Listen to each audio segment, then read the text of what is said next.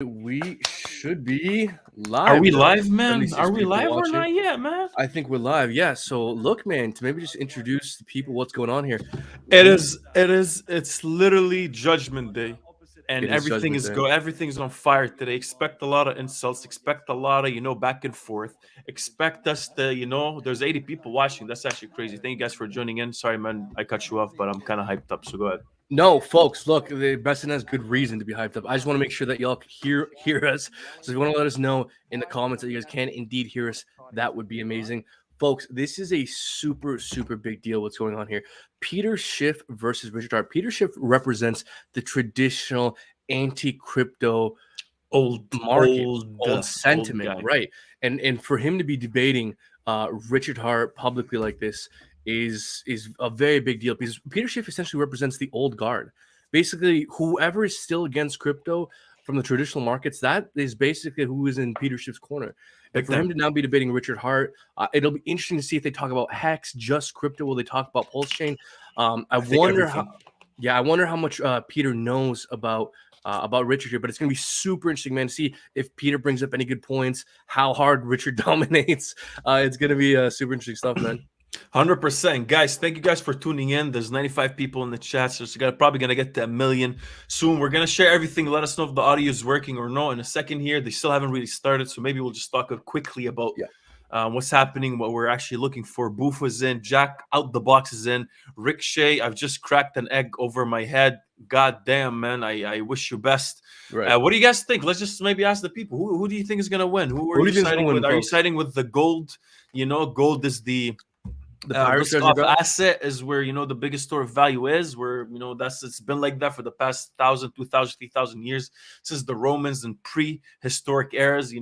Or are we in the or do you think the store of value is for the new crypto? Where all the new hype boys are at, and where the hype is at with all the NFTs, man. So let us know, guys. We'll start kind of making some sort of account, see where the sentiment is. But everybody, man, everyone thinks I think our audience knows. I think we know where our audience is, man. So what do you think, man? Crowd. Look, man, I think it's going to be undoubtedly interesting because I think Peter Schiff, while probably most people watching here obviously agree with him, he's a smart guy. It's going to be interesting just to see these two intellects debate. Maybe Peter Schiff brings up some interesting points, provides a different perspective. I think it's rather obvious that that Richard will probably dominate, but it's going to be an interesting go around. It's like watching a boxing match. It's interesting. 100%. 100%. Who gets in what shots, There we go. Also, I just want to add that there is a preamble with the live stream. As soon as Richard and Peter actually go live, we're going to shut up and show you guys the debate. So while that's 100%. happening, we'll just talk about what's going on. 100%, man. Look, I'm seeing a lot of people here commenting. People asking, is Brendan wearing a gold Schiff shirt? He could be. I don't know. Really, his fashion statement today is not really, I guess, up to par with the audience. So we gotta adjust that, bro. I'm just too fashion forward. You wouldn't understand. Damn. When is the debate? The debate is actually getting ready. Any minute. Let's just share the screen real quick just to show the people where everyone's sitting at. And, there's just still Richard Hart and Peter haven't really got on the panel yet. What do you think they're going to discuss, man? I think the typical thing is gold better than Bitcoin. Hex with, maybe we can share the tweet that Peter actually had. Maybe if you want to pull that as yes, I can definitely look that up. So look, man, what I think is going to be particularly interesting is how much they talk about Hex, because Bitcoin versus gold. I feel like that's obvious, but it's going to be very interesting to see how much Peter actually looked into Hex and how much he's able to comment on it. And I'm very much looking forward to Peter attempting to talk about Hex because I think Richard will rather dominate that conversation. So I'm still looking for that tweet here. The tweet, was yesterday by Peter or the day before, but he was saying he was kind of basically, I think it was a good strategy for him because he was trying to get some of the debating points, try to do his research a bit. So he was kind of like poking the bush in the Hex community so they can bring up whatever debate points or topics that usually people kind of use against Hex or use against the community in general. But I think, and even what's his name? Richard actually said these like, guys, don't give him any talking points. Don't give him anything so he can research, so he can come in as least prepared as possible. So I really think, man, Richard's gonna kind of I don't know if he's gonna go in or no, with this whole new I'm being nice kind of I think it's actually starting right now. All right, let's turn up the audio. See what they're saying. Not yet. Not fully, okay. yeah. All right. But Well, yeah, man, I'm still looking for this tweet, unfortunately. So you just no had me worries. scrolling through Twitter, No, but I got you. I'll find it here. You can. One yeah, yeah. second. But look, man, um, I think this debate is going to be super interesting for what it represents, man. Like Right. this is really a battle of the old guard versus the new. And so it's going to be very interesting to see how things go. And look, man, I don't know if you know this about me, but I actually got one of my first ventures in the world of Mhm. business investing was buying, I think it was like Gold. yeah, like a 20th of an ounce of gold or something, like this Oh man. little tiny amount of gold. And it was during like, I think the 8th grade. And for Uh-huh. some reason, no one would buy gold as an 8th grader. Crazy. And so I got kind of turned off the pirate treasure after that.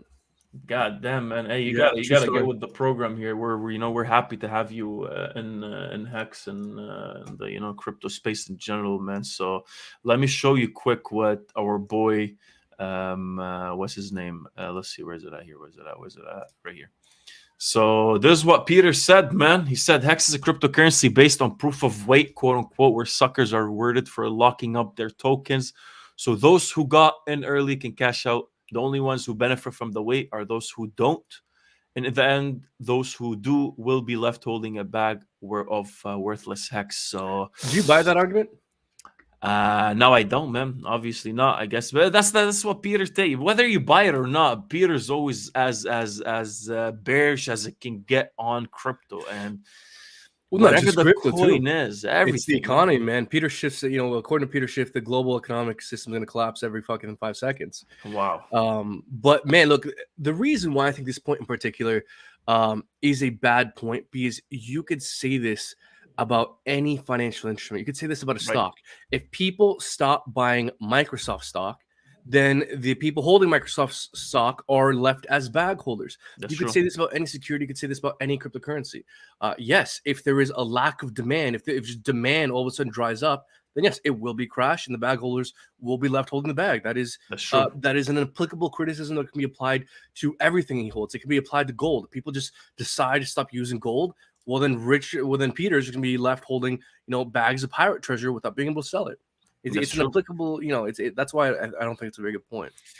100%, man. Look, you got to give me 1 second here. I'll be back in 1 second, so you can hold this whole thing Yeah, down. sure. Okay? So, folks, again, we're still waiting for the debate to go live, and meanwhile, we'll just have a little bit of conversation here. Ask, if you have any questions, make sure you ask it in the comments. We'll maybe bring up anything we find interesting. Also, folks, like and subscribe, but specifically share this live stream. Share it to as many people as possible. It's going to be a super interesting live stream, folks. This is a battle of the ages. This is, the old guard fighting the new guard. Cryptocurrency, who will win? So, folks, it's gonna be a very interesting one.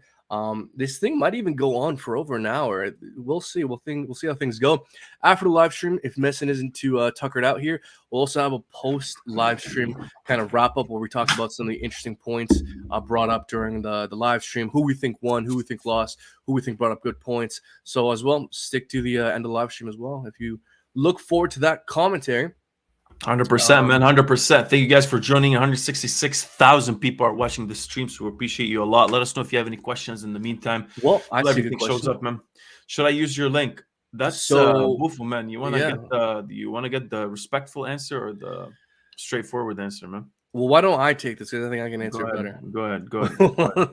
Well, look, man. So Bufo, he's asking. I don't know what the fuck you're about to say, but he's saying, how many referrals have you gotten for liquid loans? I don't know if it makes sense to say the number, man. But what I can say is that we got a good amount we're happy with. Bufo's saying, should I use your link? Tell us why you like liquid loans. So, folks, briefly, while the debate's just starting here, liquid loans is a brand new protocol. It is a fork of Liquidity that will exist on the Pulse chain, where you can take loans out against your Pulse chain and get stable coins in return. I very much like the idea of that protocol. I like Liquidity itself. And I very much like that protocol and participate in the sacrifice phase myself because I really like the idea of being able to earn a consistent amount of Pulse chain, just forever earning Pulse chain while I sleep, Pulse chain. Because guys, look, the sacrifice phase of Pulse chain is over, but I still want more Pulse chain. So I see liquid loans as an avenue to get more Pulse chain. I'm definitely not going as heavy into it as I did with Pulse or Pulse X, but I'm definitely throwing a good amount for myself and like it just for the ability to constantly earn a steady stream of dry powder and earn more Pulse chain. So if you like the idea of just earning a little bit of Pulse chain while you sleep, that's why I like Liquid Loan. So if you want to participate, link down in the description below. You get an extra 5% bonus. What a nice, bro. You just sold Liquid Loan should 100% hire you. Do you think you could answer that question better? No, I would have told Buffo on the beat, yeah, just get with the link and let's just get rolling here. That's it. That's my pitch. I'm not stuttering today. Do you know why I'm not stuttering today? Because I've had like 2 coffees and I'm very awake right now. Yeah, look, man. Yesterday I spilled orange juice on the screen here and it was kind of bad. So you know what, man? You're not the only one just stuttering in your own way. Yo, are you live right now? Like, are you fully caught up? Or did you? We are live right now. Yeah, it just looks like let us know, guys, if you see them live on somewhere else. But debate's starting soon. That's still what it says here. So I guess we'll just have to wait here. But yeah, man. No, Schiff owns son. What do we have here? Schiff owns son is a crypto head and calls his father an idiot. True story. Wow, I actually never know about that. It's actually true. Peter Schiff, bro. There was a very famous story about how Peter Schiff sent out this tweet, like, who do you trust more? Peter Schiff, who is like an experienced investor with decades of research, or an 18-year-old kid who has access to the internet who's like for Bitcoin, which was his son. And he put this out as a Twitter poll, and like the vast majority was like for his kid. Like said he would support his kid. So that's the thing, man. So man, what would you do if you had a kid who was like fragrantly like anti-crypto? I would beat him up. That's it. It's pretty straightforward. What do you thought? What do you mean anti-crypto? Right, man? Violence is the solution. Is the only logical solution. We want to stay. We don't want to stay in the same house forever, man. We're trying to make things happen here. So right, I don't know what to tell you here, buddy. Well, but yeah, man. I guess in the meantime, one debate talking forever. Hey, man, it's not us. It's not us. Hey, man, get mad at Richards. Start tweeting at him. Like, go tweet at him right now. Be like, we got work to do, man. We got things to attend and places to be. Peter Schiff is the elite, not for other people. It's true. Yeah. Marcel agrees that violence is indeed the only solution. Highly logical. Agreed. A debate with Michael Saylor would be epic. Now, let me ask you this. Who would you rather see Michael Saylor debate, Peter Schiff or Richard? Because a debate between Michael Saylor and Richard would be literally Hex versus Bitcoin. That's going to be right. So what would you rather see? I think still Peter. I think Peter. Really? The big debate is crazy. Maybe I don't know. Here's why I think you're crazy, because I think the conversation with Peter is an easy one. It would basically be a version of the conversation we're about to hear now. Oh, are we going live? Let's hear some audio. Yeah, it looks like it's. I can't hear anything. All right, yeah, I'm just gonna share it right now. Okay. Relax. Everything's under control, guys. We're about to watch this thing, man. We're all just excited.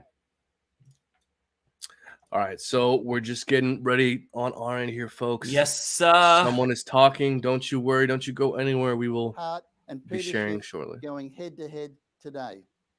This may never happen again. Yeah. So let's sit back and enjoy it. Okay, guys, let us know if you guys can hear everything. The audio is great. Or we have breaking news as well. Bufo, our local reporter, Bufo on the Beat, has a reporter that I just read a tweet that Schiff is running late because he ate old spoiled guacamole for lunch and he's in the bathroom with diarrhea. I see him right here. Reporting Bufo on the Beat. Oh, man. All right, guys, let us know if the audio is good for you, and we'll just shut up from here. That's a Peter is a man who has seen all the major economic ups and downs. He certainly is a scarred economic general who has always been on the front foot of economics in the world. Peter has a reputation of going head to head with some of the most powerful people on the planet.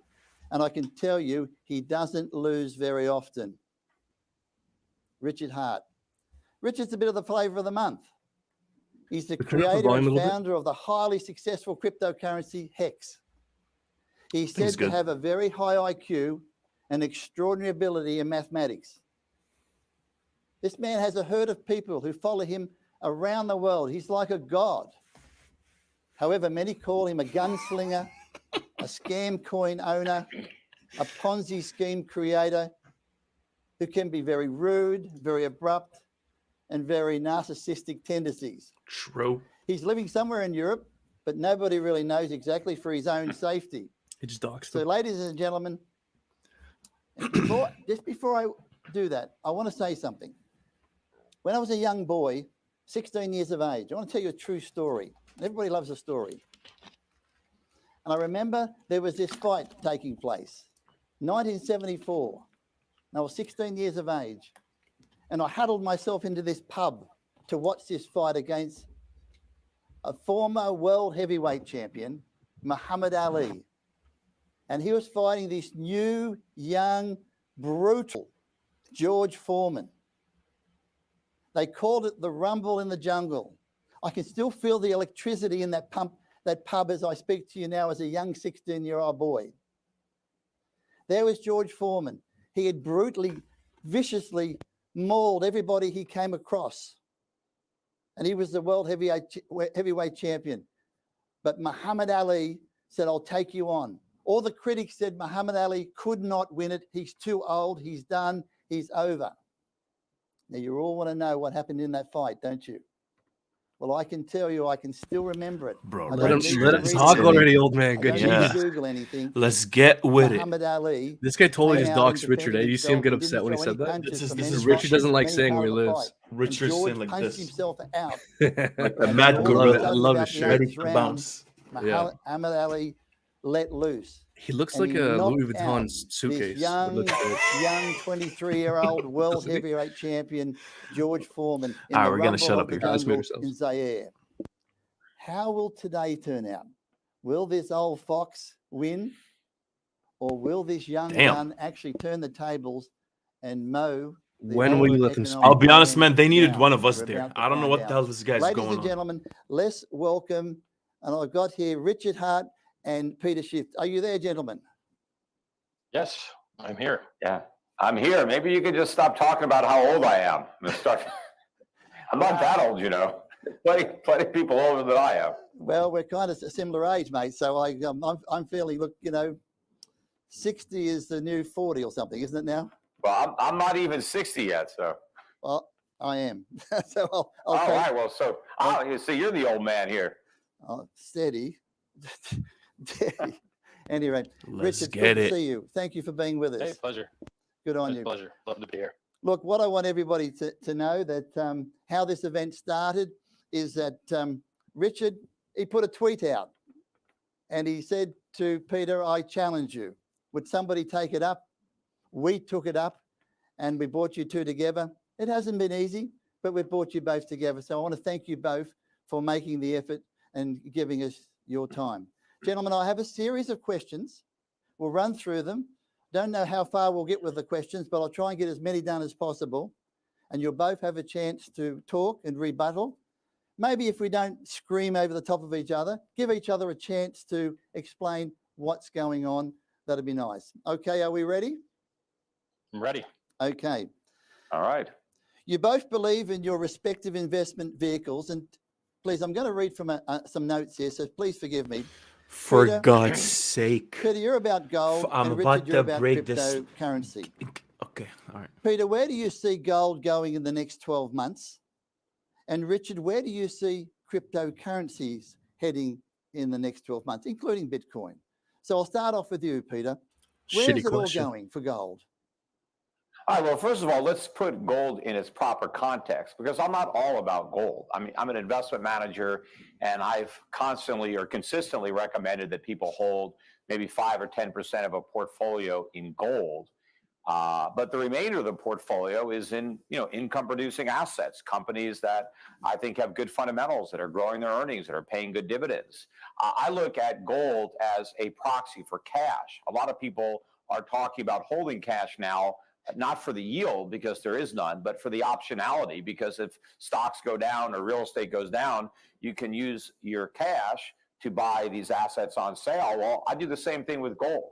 I would rather be holding gold, waiting for better buying opportunities in stocks that I like or real estate that I like, rather than fiat currency, especially in an inflationary environment where it's the fiat currency that could crash rather than the assets. But if you're holding your liquidity in gold, well, then you're protected from inflation. And so that's why I like gold. I mean, I like gold as an alternative to dollars, as an alternative to euros, yen, any of the fiat currencies, and as an alternative to any of these crypto fiat currencies. If you think stocks are expensive, if you think real estate is expensive or bonds are expensive, and you want to have dry powder, then gold is a great place to keep it. Gold is an excellent store of value. It's maintained value over the years, over the decades, over the centuries. It's been money for thousands of years.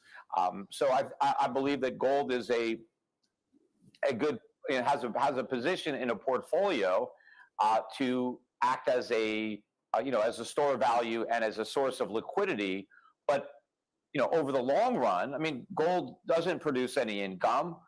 It's not like real estate where you get rents. It's not like a stock that has earnings and pays you dividends. It's not like a bond where you can get interest, although today bonds pay very little interest, which is part of the problem. So over the long run, no, you don't want to just have all of your wealth in gold. You want to own other assets that will perform and deliver income. But over short time periods, if markets are expensive like they are now, and there's a potential for a rather substantial decline, having an allocation to gold makes a lot of sense. Richard. Yeah, everything he just said was very stupid. So this is going to be a very easy debate. I'm sorry for you guys that we're hoping for something very exciting. He just crushed his own argument in the first minute. I'm facing a guy that owns 10 to 20 times more not gold things than gold things because he knows that those things are better assets.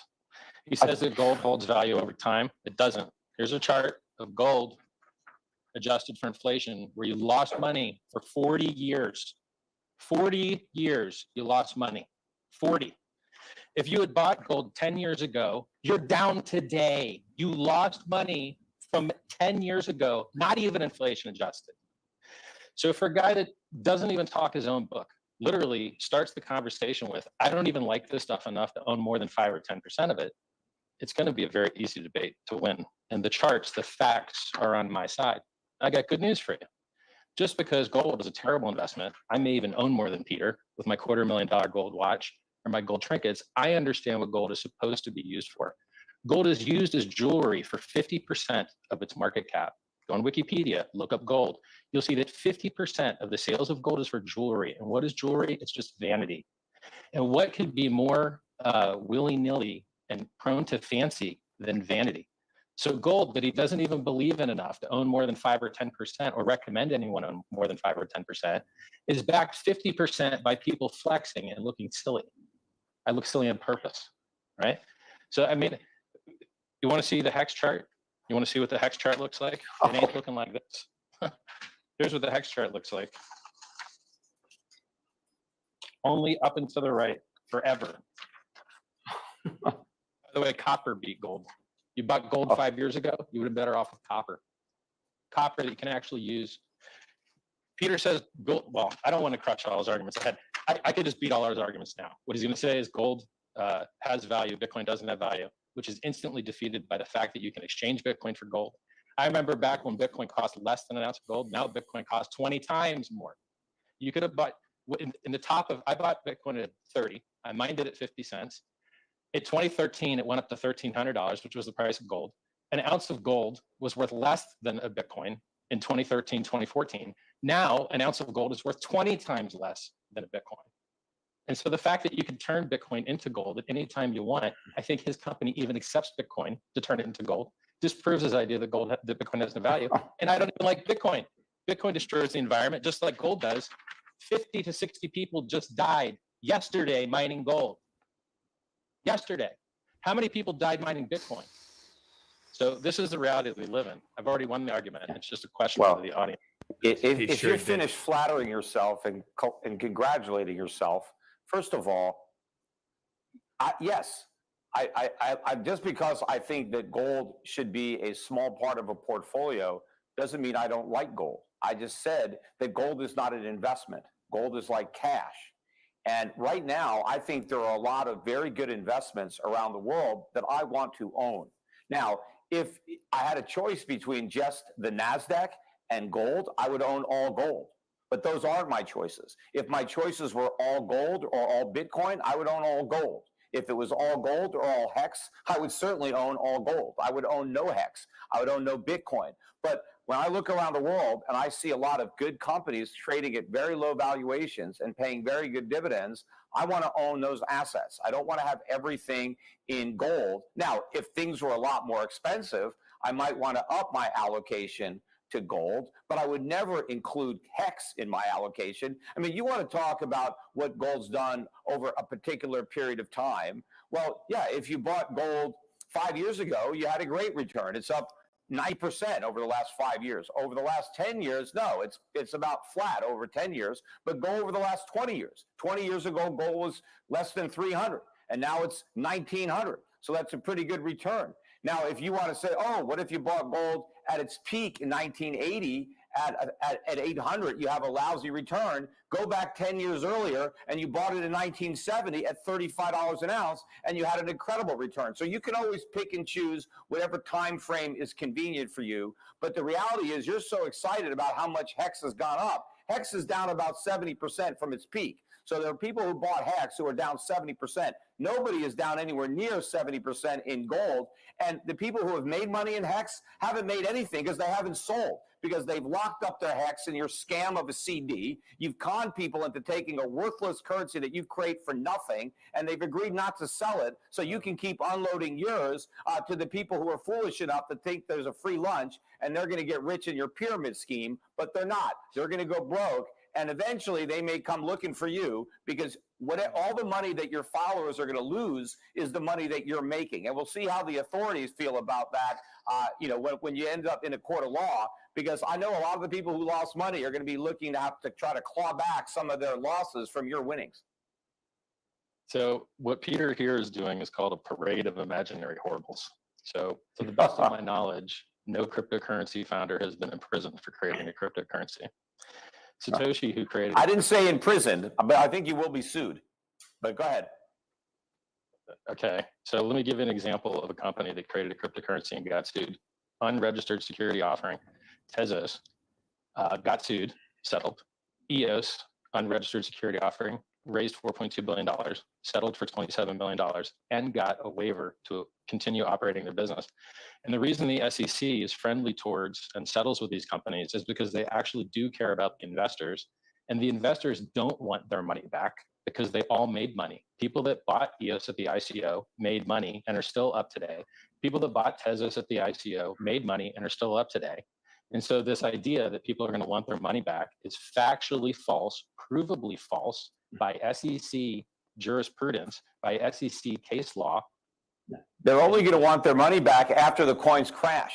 See, nobody wants their money back when they're winning. It's after they crash and lose their money that they want it back. So we haven't finished this game yet. Right. The air hasn't come out of this bubble yet. Peter's talking about buying gold a long time ago. Gold was down. If you had bought gold in 1980, it dropped 70% until 2000. You were down because the 10 years before 1980, it went from 35 to 850. So it had a spectacular rise, and it never went back down anywhere near $35 again. So you can't just look at these time windows and talk about, and I've already said, gold is not a long-term investment. I never recommend gold to anybody as an investment. It is a store of value. It's cash. Instead of sticking dollar bills under your mattress, you can have gold coins. They are much better to hold than fiat currency. But over long periods of time, you want to invest your money and let it grow. Gold doesn't grow. It just holds its value. It doesn't accrue value. It doesn't gain value. But it doesn't lose value. You're down versus 40 years ago, inflation adjusted. You're down versus almost every coins. No, you're not down to it versus. Gold is up this year. Bitcoin is way down. Your hex coin is down this year. Gold is up year over year. Gold is up this year.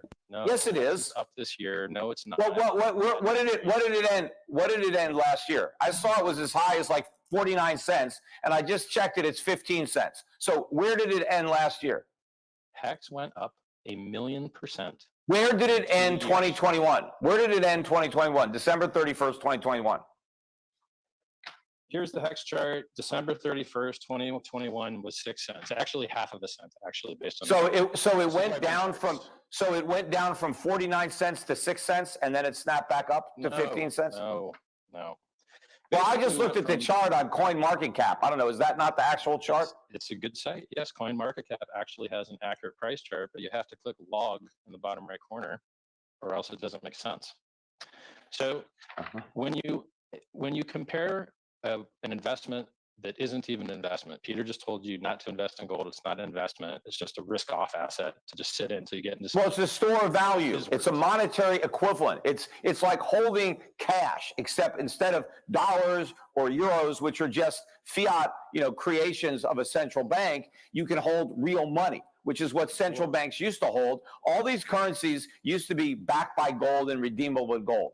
But the world has moved off a gold standard to a fiat standard. But if individuals prefer the gold standard, they can do it themselves. They don't have to hold government paper as money. They can hold the real thing. They can hold gold. This is a dog fight. This is a dog fight. You just may not be aware of it. When do I suggest that? You'll see. I'm going to show you. Peter and I actually agree on some things. We both think that the government printing money left and right forever is disgusting and steals from savers. Do we agree on that? Yes. Okay. We both think that the value of the dollar over time is going to zero, literally zero. Charlie Munger agrees with us on this. Do we agree on that? Well, it may go to zero, but it may approach it. It's already practically zero based on what it was worth in 1913. So, I think Peter and I both agree that we like people to self-custody their funds so that they can't be robbed by their banks. So there was some political activity going on in Canada where if people even sent money to other people so that they could buy food and eat, their bank accounts were seized under emergency action, as though there was some giant emergency, like a war was going on. Everyone else has it bad everywhere else in the world right now, and yet there's no emergency actions in those countries, but Canadians are having their bank accounts seized, and I don't think Peter likes that. You don't like that either, right? That sucks. We agree on that? No, I do not like what the Canadian government is doing. Not at all. Yes. So Peter and I are both for self-sovereignty. We're both for people not being robbed by the government by holding the government's dollars. By the way, Peter's camera's frozen, so if you want to pan to me, my camera's not frozen. It doesn't look like it's frozen to me. Oh, you just came back on. Yeah. Okay. And then, well, it's just when I'm talking, they're showing you. It's weird. No one sees me talk. Unless you're seeing something different on YouTube, whatever. So the point is, there's things we agree on, right? And we both agree that stocks have been wonderful investments, which is why he promotes them. But there's a trick to stocks that people don't understand. When you used to buy stocks, you used to get shares in companies, and they were physical printed shares. And now when you buy stocks, you don't get the shares. Your broker gets them. But guess what? He doesn't even actually get them. A giant company in New York called the DTCC actually holds everybody's shares. And every once in a while, they do an audit and they discover, oops, people have been trading shares that didn't actually exist because neither you have the real shares nor your broker. And then the DTCC, maybe they have them, maybe they don't. And it's a giant house of cards. And you just hope that if when you go to get your money, they don't give it to you, now you have to sue them. And you're basically relying on the government to handle custody for you. It's very similar to gold.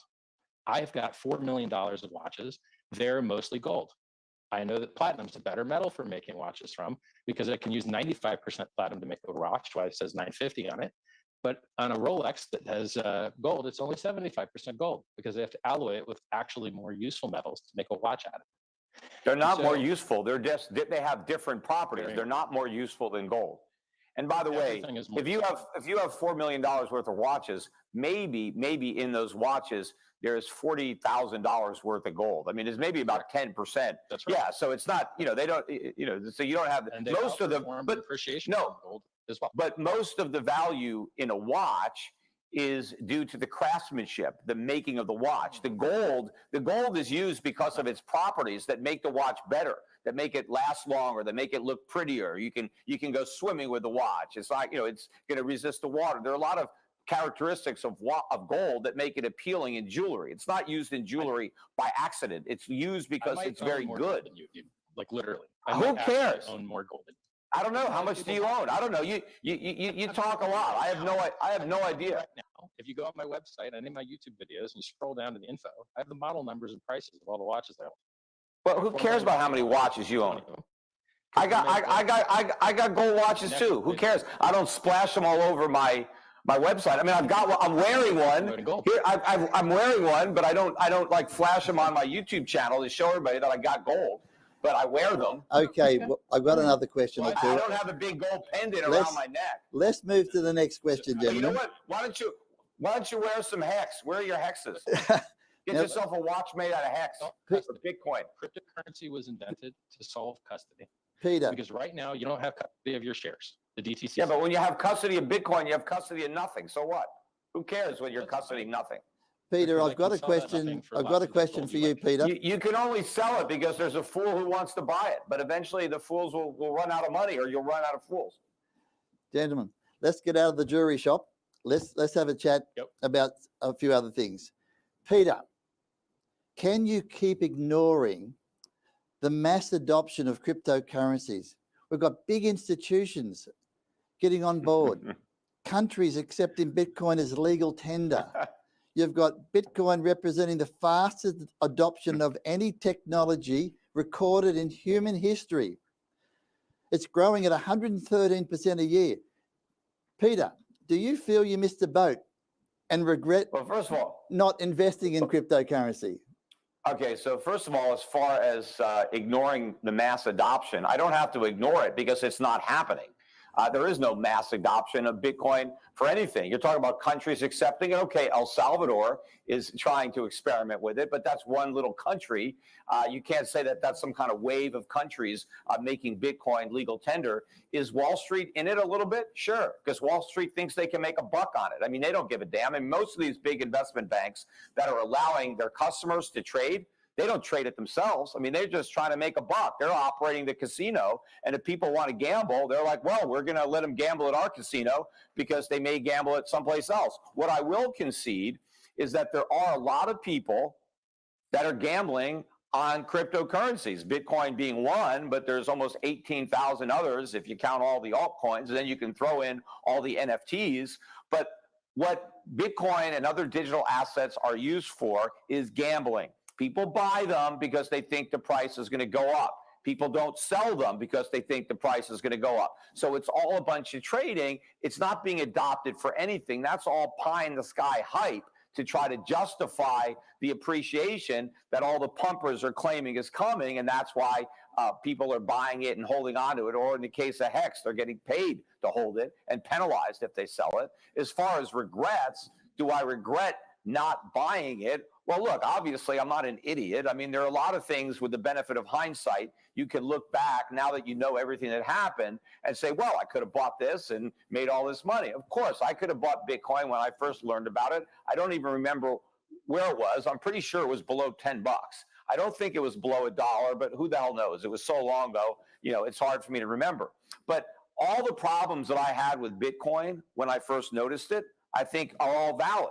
I mean, in fact, one of the things I didn't like about it, I said, well, what stops somebody from coming up with another cryptocurrency? And of course, nothing. And that was part of the problem. I didn't see any real scarcity in an asset that had no intrinsic value and anybody could replicate. I also didn't think it was particularly scarce just because there was 21 million of them. 21 million is simply an arbitrary number of Satoshis. There's 100 million Satoshis in each one. And I know people say, well, you know, but you can break a gold down into little tiny grams, and that's true, but they're no good to you. I mean, if you want to make a watch, you need a certain amount of gold. A little speck isn't going to do anything. But as far as Bitcoin, whatever I can do with a Satoshi, I can do with 100 Satoshis or 1 million, because I can't do anything with one, so I can't do anything with 1 million. So I never bought that there was any real value. What I missed was that you know, this would become like tulip mania, that this would actually catch on and become a massive speculative mania. I did not have the foresight when Bitcoin was, you know, 10 bucks to see this happening. And, you know, but when it did get up to 1,000 and then it pulled back for 200 or 300, I looked at it for a while and I thought, you know, should I buy this crap? You know, it may have a big run. I could see all the hype and all the nonsense that people were saying about it, and a lot of people were actually believing it. But then fundamentally, I still couldn't get it, and I knew that I could never advise other people to buy it. That's what a lot of people do in crypto. It's all pump and dump. You just get in it, and then you pay celebrities to promote it. You give away free coins. Hey, pretend you want your salary in Bitcoin. It's all hype, because the only money that is made in crypto is the money that's lost. Somebody has to lose money for somebody else to make it. It's a zero-sum game. In fact, it's a negative-sum game when you figure out all the other costs, the trading costs, the marketing costs.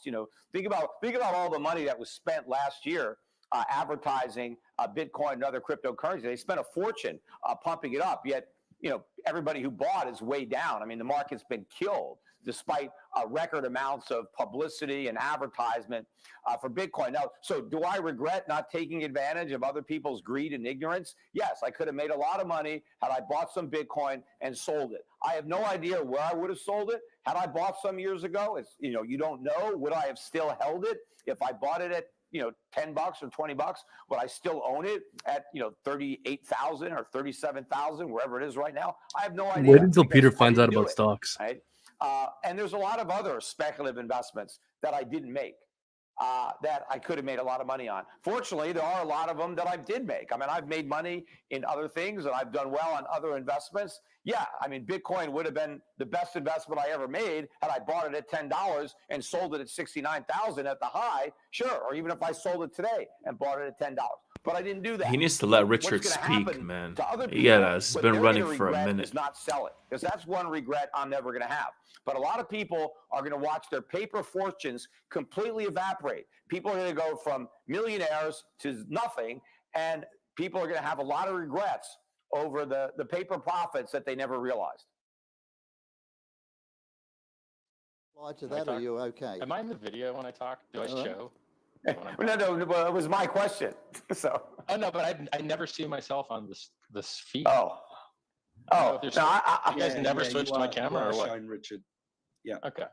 Yeah. Cool. And can you bring the mic closer? It's just crackly. It's going to clip more if I bring it closer, bro. I'll try and talk quieter. I'm clipping it by talking too loud. So, first of all, Peter describes a problem that people do have in cryptocurrency, where they sell on a 1x or a 2x or a 3x and think that they're smart, and then it goes up 69 million x.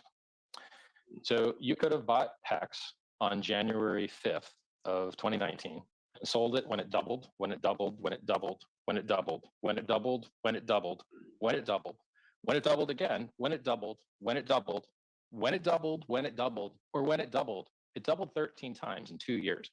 And so you could have hopped off the magic carpet ride at any time that you wanted with insanely mad gains, and you could have been one of those red candles everybody hates so much. And people run into this problem when they reach cryptocurrency, they're not used to seeing millions of percent returns. Hex did 1,000,000% return from the bottom of the top, 623 days. And that's without staking. If you'd staked, you would have made 2x. If you'd staked longer, you would have made less if you staked for shorter. He describes a problem where he wouldn't have known whether he would have held or not. And Hex specifically stopped him from his own weak hands selling his future gains. And this happens to investors time and time again, where they try and time the market only to discover that what matters more is not timing the market, but time in the market. Time in the market with markets that have product market fit, they're on-ramping new users, they have a durable walled garden. Peter seems to think that you can copy paste a coin and instantly it's valuable. It's not true. When you copy paste a coin, you have a different ticker symbol, which means you have a different order book, which means you have different liquidity, which means you have different exchanges that it's traded on. The things that affect the price are wildly different. Now, look, whether you like Hex or not, fine. I'm also solving a lot of other problems. I don't like how electricity is destroying the environment. I used to mine Bitcoin. I used a lot of electricity to do it. It wasn't renewable energy. I think Bitcoin destroys the environment. I think gold destroys the environment. I think Ethereum destroys the environment, and I've already solved that. PulseChain.com gets rid of all the proof of work destroying the environment to maintain a consensus network and just uses proof of stake. The same way that Hex doesn't require you to destroy the environment to earn inflation rewards. It just requires you to delay gratification to earn inflation rewards. So we have less negative externalities, which is why we have a superior price chart. This is gold versus Bitcoin. Gold goes up, or gold goes up a little bit, Bitcoin goes up a lot. This is Hex. It just basically looks like a giant up and to the right. You got to click log for it to make sense, or it just compresses everything into a flat line here, which is useless to reason about. A flat line isn't helpful in a chart. Now look at from launch. He wished that he had got in early on Bitcoin and Ethereum because he would have made hundreds of thousands of % returns. This is Hex versus Bitcoin and Ethereum from their launch. This is the hardest possible time to try and compete with those currencies. This is when they had the maximum appreciation, the maximum up and to the right. We're beating both of them today after a 66% or 70% dip. When you zoom in, it looks like this. This is on a log scale. These are really big numbers. And so, you know, we're up versus Bitcoin at the top, 500x. It's 500, it's 532,000% versus Bitcoin at the top. Now we've dipped. We're only up 150x now, 1500x. That's why I bring charts, right? We did the same thing versus Ethereum, but Ethereum pumped harder than Bitcoin, 3 times harder. So our gains versus Ethereum are about 3 times less. I have to hide my eyes from the camera. And then this is us versus the dollar, about 1,000,000% versus the dollar. Now he's going to tell you these numbers aren't real, but guess what? They are real. When you create those red candles that everybody hates, that's you cashing out. And then you could go buy whatever Peter does like. He likes stocks that you don't own the shares to. By the way, as far as the utility and stocks go, you realize that if you get a 40% share of your local Burger King, you can't change the prices. You can't change the hours of operation. You can't add an item to the menu, and you can't pull cash out of the register. And so this concept that somehow owning shares in a company is somehow more wholesome or better than owning part of a cryptocurrency, which may give you rights to control the consensus of the network, which may issue you trustless dividends with no middlemen whatsoever. And so I created something that solves a lot of problems that Peter hates. Peter likes self-custody. I solved it. Peter likes yield. I solved it. Peter likes delayed gratification. I solved it. But he just doesn't realize I've solved the things that he cares about. So I'm making people literal millionaires. And he says other things which aren't the case, such as some people have to lose in order for other people to win. It's not true. It's 100% not true. When your house goes up in value, who loses? When your gold goes up in value, who loses? When a baby is born or a tree grows, who loses? They're created out of thin air. Trees are created out of thin air. All right, you've raised so many things that I got to talk about. I mean, first of all right, when I buy a house, I'm buying a place to live. It's not about winning or losing. I get to use the house. I get to live in the house. It's a place of shelter. I can raise my family. And so, you know, the price is going to be what the price is, but the value of the home is the utility as a place to live. You know, when someone buys gold, you know, whether they bought it at a higher price or a lower price, you know, people buy gold and they use gold, right? There's a use for it. When you're talking about something like Bitcoin or Hex, you don't do anything with it. The person who owns Hex doesn't get any enjoyment out of the Hex while they own it. It doesn't throw off any income. It doesn't pay dividends. It doesn't pay rent. You can't turn it into a watch and wear it. All you can do is hold on to it. And so the only reason somebody would buy something like Hex is because they think the price is going to go up. There's no other reason to buy it other than the fact that you think the price will go up. And the only way the price is going to go up is if someone comes around and pays a higher price. And why is that person going to pay a higher price? Because he is of the same opinion. He believes that there'll be somebody else to pay a higher price. But that doesn't work. That just like every other that investment pyramid instrument in the Ponzi world. chain letter dynamic does not work. It has never worked. I don't care if you put a chain letter on a blockchain. It doesn't make it work any better. And you can go backwards and you can say, yes, look at all the money people have made in Hex. Yeah, this is money on paper. Most of the money has never been realized. It's just still sitting there. And what you do is you keep inflating the supply of Hex, creating new Hex out of thin air, which costs nothing. And then you give all the people additional Hex. You don't give them additional money. They're not earning interest the way a CD because you're not making loans and earning anything. You're just creating more Hex. I agree with you. I don't like the whole concept of proof of work for Bitcoin. It is a waste of resources, a waste of energy. It's like digging holes and filling them back up again and claiming, well, I worked. Yes, you worked, but you produced nothing. What's important is not that you worked, but what you produce. When you mine an ounce of gold, the world actually has an ounce of gold that it can use for something. Gold is a very useful metal. And when you mine gold, you are helping the world because you're giving the world a metal in a form that it can be used. When it's still buried beneath the Earth's surface, mankind has no access to that gold. But once you bring it out and you refine it and you have it in a way that you can add it to those mirrors. We just launched the biggest telescope into space, and they were able to coat the mirrors with gold so that they would work a lot better. Gold has a lot of value, and it's worth the resources that we expend to get it out of the ground. And you're talking about stocks and saying, oh, there's no difference between owning a stock and owning Hex. When I own a company, I own a piece of a business that I like, and I'm entitled to my share of the profits of that business. Now, I agree in this casino of a stock market that the central banks have created, you have a lot of people that are not buying stocks for the same reason I'm buying them. They're just buying them because the price is going up, and they think the price will keep going up, and they ignore the fundamentals. They ignore the losses. They ignore all the things that I pay attention to because I'm looking for value. I'm not just buying hype. I'm not just buying momentum. And in case you haven't noticed, that bubble has popped. The momentum is left all these stocks. They're imploding every day. And the same thing is happening with cryptocurrencies. I think what you're going to see in the world of crypto is people selling their fool's gold and going into real gold, which is why the price of gold keeps going up as Bitcoin and other currencies keep going down. There's now actually a negative correlation between Bitcoin and gold. In fact, you can tell what gold is doing on any given day by looking at Bitcoin. If Bitcoin is up, gold is down. If Bitcoin is down, gold is up. That's how it's trading. So it's clearly not digital gold when it's the mirror image of gold. It's fool's gold. It's anti-gold. And the people who think they're holding digital gold are going to wake up and realize they've got nothing. Gentlemen, Yeah, so I will go to the next question, but thank you for that. Listen, just from a technology side, there's a bit of a sound issue. Peter, can you turn your sound down a little bit? Can you ask your people to do that? Am I too loud, or should I lower my mic? It's a bit too loud and it's interfering on either side. And on the other side, Richard, is your volume able to come up a little? Sure, but I am already clipping. So He seems pretty loud to me. I hear him pretty. I am clipping, so I don't think Okay. you want me to be any louder. just Peter down a little bit. Richard's good. That's what technical people are saying. Okay. I've got a very, very important question for you, Richard. I want you to listen to this very, very carefully.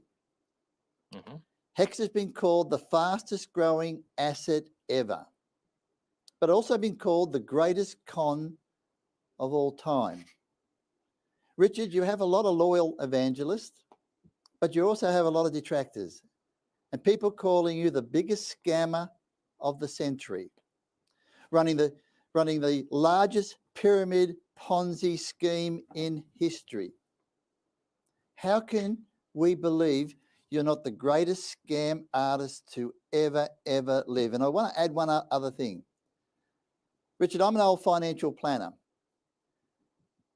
And I've sat around the family kitchen table with the mum and dad in the suburbs of Sydney after there's been a market downturn. And I've seen the wife cry. And I've seen the fear in the husband's eyes when they've had their superannuation wiped out. I've seen the darkness and I've seen the pain. Richard, do you understand the responsibility you have to people around the world with what you're putting together? Yeah, what you just described is called a security, and that's a regulated activity. So when you put your money into a common pool with the expectation of profit solely from the work of others, or there's critical entrepreneurial or managerial effort, you have a regulated activity. That's called a security. Hex is the opposite of that. If I die right now and Hex.com goes offline right now, it doesn't affect anybody. You mint your own rewards using your own labor, your own effort, very similar to what a Bitcoin miner does, except instead of destroying the environment, you just delay gratification and wait a little while. You mint your own rewards in Hex. No one else gives them to you. So I don't do any work for you, none whatsoever, which is why you don't see me doing the things that other cryptocurrency founders do, talking about fake partnerships, like they shop for their employees at McDonald's, and then they say, we're partnered with McDonald's. No, you're not. You're scamming. Or they say, oh, we're going to add these features, Litecoins, like, oh, we're going to add confidential transactions. Never happened. Scam. And then you go look at the wallets. Vitalik sells Ethereum. Chainlink sells Chainlink. Charlie Lee, Litecoin, sells the top, right? Makes the top. Both Vitalik and Charlie have sold the top on their respective coins. But then you look at the Hex market and you analyze all of those coins that were tied to the origin address, and they've never been sold on market, never. And so everything that we do in Hex is better. We have a 100% uptime. Does your bank have 100% uptime? No, it doesn't. Does Visa and MasterCard have 100% uptime? No, they don't. And cryptocurrencies obviously have value because they replace payment networks like PayPal, Visa, MasterCard that you are slave to, that if they don't allow you to transact, you have no more freedoms. The freedom of transaction is the basis for all of the freedoms. You don't have freedom of speech if you can't drive to where the speech is happening. You don't have freedom of assembly if you can't drive to where the assembly is happening. You don't have freedom of movement if you can't pay for them to print your passport, which is getting more and more expensive. If you don't have the freedom to transact, which less and less people every year, all of us are nearly banned at every moment.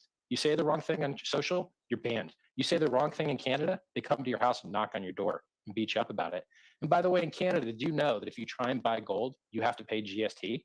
And there's only a very, very, very minute subset of gold, which is finer than 99.5% pure, which is exempted from that VAT or GST that you call it. But when you buy cryptocurrency, does the government beat you up for 20% on the in?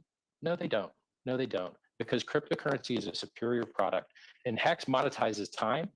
Pulse Chain removes all the destruction in the environment as the world's largest free airdrop. A lot of people forget Hex was given away for free. If you had Bitcoin, you were given Hex for free. And at the top, it would have increased the value of your Bitcoin by 20%. 20% free extra Bitcoin. And Bitcoin ran up 15x from the COVID dip. Ethereum ran up 50x from the COVID dip. Hex ran up hundreds of x. We're outperforming everything. And that's just one of my products. You know, the Hex chat room's only got 40,000 people in it. Pulse Chain's got 65,000 people in it. Over $1 billion has been sacrificed to support freedom of movement, freedom of speech. And we just do absolutely everything better. And at some point, people have to realize it and recognize it. I have invented solutions to things Peter cares about: self-sovereignty, removing middlemen, efficiency, getting rid of environmental destruction, giving people yield, getting people to delay gratification, putting people in charge of their own finances where no one can stop you from paying yourself your own rewards. I have solved all these things. Richard, you solved the problem of how to make yourself richer, but you haven't solved any of the problems that I'm concerned about. And you know, I agree. You know, you're defending yourself by stating that based on the Howey test, hexes are not a security, and I agree with you. I don't think you're selling unregistered securities, but what you are selling is a pipe dream. What happened was you gave away a bunch of free hex, but the majority of the supply of hex were retained by you. And what your goal was to get the price of hex to go up so that other people would buy the hex that you want to sell. And you know, you've done a good job of promoting the coins that you want to unload. It's basically a pump and dump. You want to pump up the price of hex so that you can sell. But of course, you don't want competition. You don't want all the people who got free hexes to sell theirs. So you convince them not to sell by promising even more hex if they wait. Well, while they're waiting, you're selling. And eventually they're going to get left holding a bag of worthless hex because the supply is going to keep on growing and they're going to keep on holding and hoping. And one day people are going to want their money or they're going to need their money and they're going to try to sell. And all the paper gains are going to evaporate. And the only people who would have made money were those who didn't wait, those who cashed out earlier. And that was the point I made earlier. I wanted to agree. Like I used to feel the same way Peter does. I really did. I was a Bitcoin maximalist. I was like, you know what? There's going to be, everyone's going to fall into one thing. And then reality proved me wrong and I had to change and update my worldview. In fact, the more altcoins there are, the more useful, fun things there are to do with your Bitcoin, then it just stays in the ecosystem. So like when you go to a casino, they never show you the clock because they want you to stay and keep playing.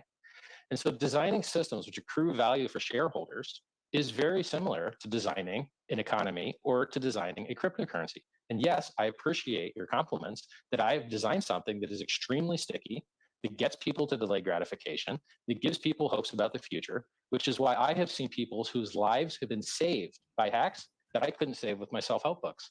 I give away. Well, how many hex have you sold personally? If you look publicly, it looks like 0, but I can't tell you because how so you no, that doesn't. And you follow the OA wallet, it appears to have never sold anything. But so you've never sold any. You've never sold any hex and taken any cash. You just have all the hex you started with. Let's go over the rumors. Let's go over the rumors. I'm just asking you a question. I'm answering your question with more words if you relax. When Hex launched, you used to be able to turn Ethereum into Hex directly in the contract. There's a rumor that there was like 1 million Ethereum generated. There's also a rumor that I got all that Ethereum. There's also a rumor, which I can agree with this one, that I've been mining Bitcoin, or was a Bitcoin miner back when it was 50 cents, and mined full 50 Bitcoin block rewards more than once a day by myself with no pool, because that's how easy it was back then. I've also been a retired multimillionaire for about 20 years now, having a 150 employee marketing company in the United States, where we sold mortgages, miracle cleaners, sex toys, cash advance loans, you name it. So what does that have to do with my retired question? well, your question is, have I ever sold? And what I'm telling you is, if you look at all the coins that were associated with some type of founder thing, none of them were sold. So your I'm answer giving is you the no. question as close as I can to getting. Well, it's a yes or no question. Howey test. I can't tell you. No, about no. my The finances. Howey test It's has nothing to expectation do. of value based on what I do. No, if you think No, that I but should go I'm not based on asking. what I do. It's an expectation. No, no, no. The Howey test has to do with work effort that you are expending on your part. If you simply tell Right. people how many That's of your work. own, no, but if you just Yes, simply giving people admit, assumptions about your future behavior is No, no, I'm not asking. I'm not. fucking bog standard. I'm not asking you what you're going to do in the future. I'm just saying, have you sold any of the hacks that you created and gotten cash for it, or some other cryptocurrency? You know, it's just a yes or no question, and you're not violating the Howey rule by telling me. No. Okay, so you think the price went up 1,000,000% because I was dumping my bags. That's what you think? Because Well, I also think, said the opposite of that. personally- you said that personally- I wanted the price to go up. So you say so you can opposite sell. You want the price to go up so you can sell. Why else would you want the price to go up? Why would I sell the world's best performing asset when I own other? So you can do something with it. You can't do anything with hacks. Obviously, the people who are buying $1 million for charity. Why? Good for Because I have a you. wonderful But reputation. the people who are putting their money into hex intend to sell one day. They want to Good. buy something. They want to buy a house. They want to buy a car.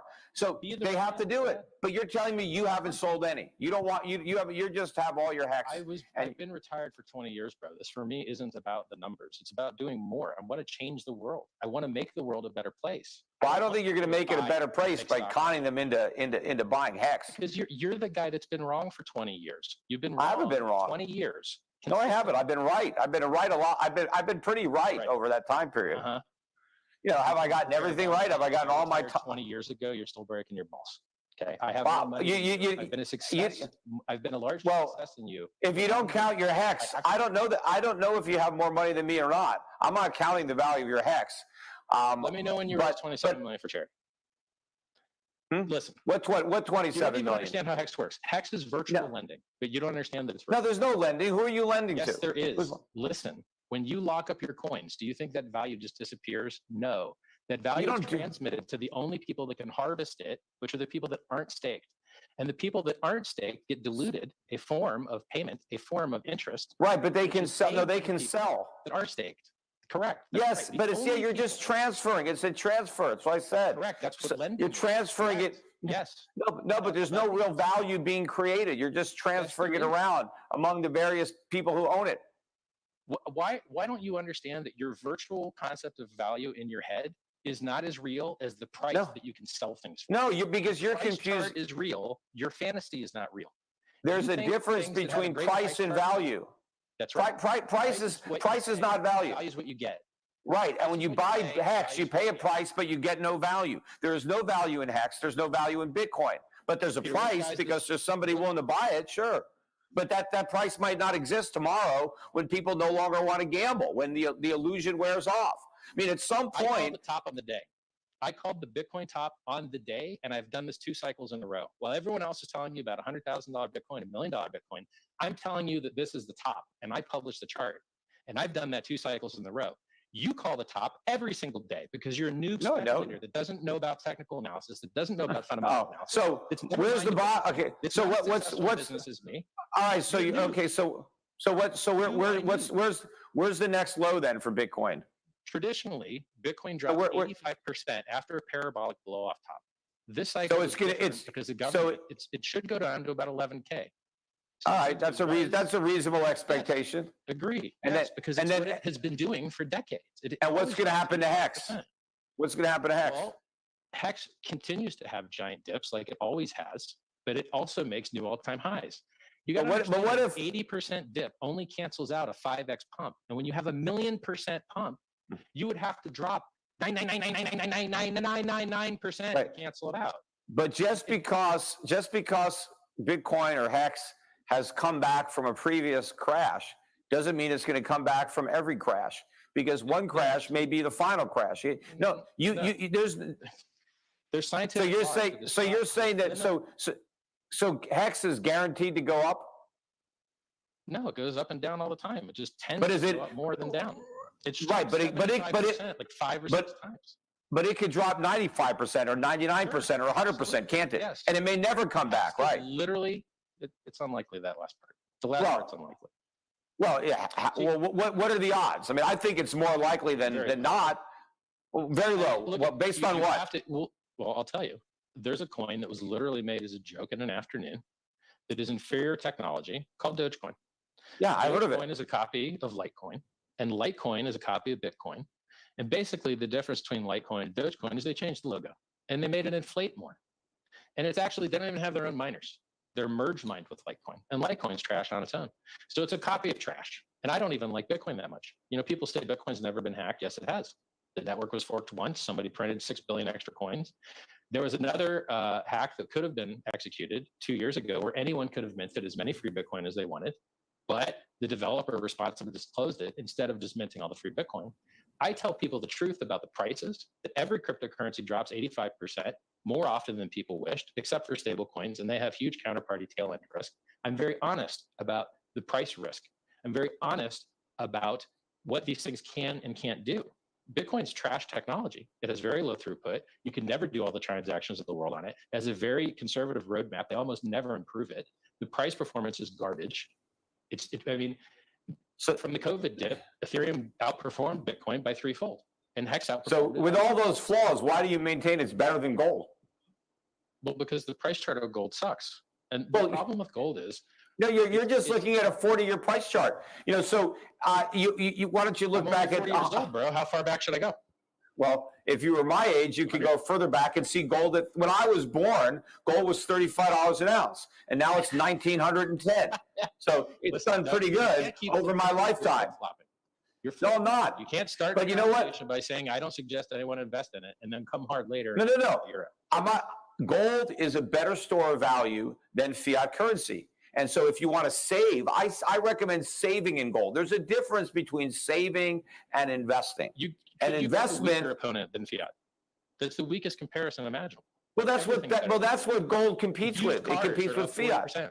Used cars are up 40%. But you know what? Gold to me, I think gold is actually pretty cheap right now, which is why I have about. Well, you know, that may be the case. I mean, platinum is normally higher than gold. Platinum, I agree. Platinum looks pretty cheap, but I think gold is. There is. I think gold is so low right now that, you know, in my personal portfolio, about half of what I own is in gold and silver mining stocks. So I have made a big personal bet. I think gold is so cheap right now, I'm investing in the companies that own it and mine it. And I do think that a mining company that owns gold and mines it and pays a dividend, that is an investment. Now, over time, gold mining companies are not the greatest investments to hold for a lifetime. But if you think there's going to be a big bull market in gold, which I do, I think over the next 5 or 10 years, we're going to have some spectacular returns in gold mining stocks. And so I have a much bigger allocation there than I do to the physical metal, which I just regard as savings. And then my other allocations, I have overweighted other hedge areas. I have my second biggest allocation is to the energy sector. So I have a lot of money in that sector because I'm particularly concerned about inflation and about what that does to the value of fiat currencies and the impact that has on commodities, all commodities, not just gold. And so I want to own companies that are positioned to benefit from a huge bull market in commodities. Let me just jump in there, I agree with much of what you said, gentlemen. I think inflation's terrible. I think we should just change gear a little bit. And I want to apologize to everybody. The sound quality is not great at Richard's end. Really? It's Is it too quiet? at Peter's end, is it? I do apologize. So it's a little bit. I'm gonna turn my mic down. Turn your. No, he said it's on my end. I don't. It is too loud. crazy right now, man. Well, I can move my lapel mic lower on my lapel. Does that help? Yeah, that'd be good. Thank you. Maybe do that. I just did it. Yeah. I'm not clipping now. Am I Bro, good it's a now? quick audio Okay, like Richard's thing. good. Holy. A little Yo, bit of- wait until Peter Schiff finds out that there's Thank you for also moving it risk in down. holding stocks. I asked both If of you someone to starts submit buying a stocks go question down. to the other person. And so here is that question that you both asked each other. And first of all, it's Richard's special question to Peter. Peter, have you ever thought about how much money you've cost people that followed your advice over the years? Or the kids that didn't get to go to college? Or the bills, medical bills that were not paid? And the loss of lifestyle because of your bad advice? Well, I don't think I've been giving bad advice over the last 20 years. So the answer to that question is no, I haven't thought about that. Over the course of 20 years, have there been investments, individual investments that I've recommended that didn't work out? Of course, there have been. And there have been that have worked out spectacularly well. Over 20 years ago, what was I investing in? I was investing in, energy stocks when oil was under $20 a barrel before it ran up to 150. I had a lot of gold stocks when gold was under 300 and, went up to, 1900 by 2011. I had big positions in emerging markets. I avoided the entire dot-com collapse. I spent most of the late 1990s convincing people to sell their dot-com stocks, and I built my initial brokerage business based on getting people to get out of the dot-com bubble. I saved people a fortune. You should see some of the letters I got from clients who would have been wiped out, but I got them out of the stock market before it crashed, and I got them in to foreign markets. I got people out of the US dollar when the dollar index was about 120, and then it went down to 70. And, we had a tremendous, remember, for the first decade of this century, 2000 to 2010, it was a lost decade in the U.S. stock market. And so we were able to make a lot of money by avoiding U.S. market. And in the middle of that, I helped set up a hedge fund to short the subprime market in 2006 that paid off, more than tenfold in 2007. Not that many advisors were shrewd enough back then to understand the problems in the mortgage market and to position people short subprime. So I've done a lot of things that have been right. What I got wrong was the decade from 2011 to really 2021. I had assumed when I was forecasting the 2008 financial crisis and warning about the housing bubble, I thought that after all my forecasts came true, that we would see a drop in the US dollar. And so I built stock portfolios that were based on a weak dollar, and we didn't get a weak dollar. We got a strong dollar. I knew that the Federal Reserve was going to try to reflate the bubbles that popped in stocks and real estate. What I didn't know is that they would succeed. I thought the world would see through what they were doing, that it would see QE for what it was, debt monetization, and we'd have a dollar crisis. Now, I still believe I'm going to be right. And in fact, my investment strategy, which didn't do very well from 2013 through the end of 2015, has outperformed dramatically since the end of 2015. So from 2016 to today, I've done much better than any of my benchmarks, and I've beaten them by very, very wide margins. But I think my clients and myself are very well positioned now for the ultimate dollar collapse that I did prepare people for, albeit a decade too early. But we are well positioned, and we've had good gains over that decade. Could we have made more money if we were just in some NASDAQ stocks? Well, up until a month ago, yeah. Now I'd have to check again because we've had some huge declines recently. But I do believe that ultimately the people who have followed my investment advice over the years, no matter what time frame they picked, even if they happen to adopt my advice at the most inopportune of times, because a lot of it depends on when you start getting into foreign stocks and when you start getting into the gold stocks. You can get in at different times. But I think ultimately it's not going to matter when you got in. I think the people that follow my advice will be in much better shape financially than the people who ignore my advice. Sure, would people have made more money had they just bought Bitcoin 10 years ago? And sure, of course. I mean, it's obvious that's the case.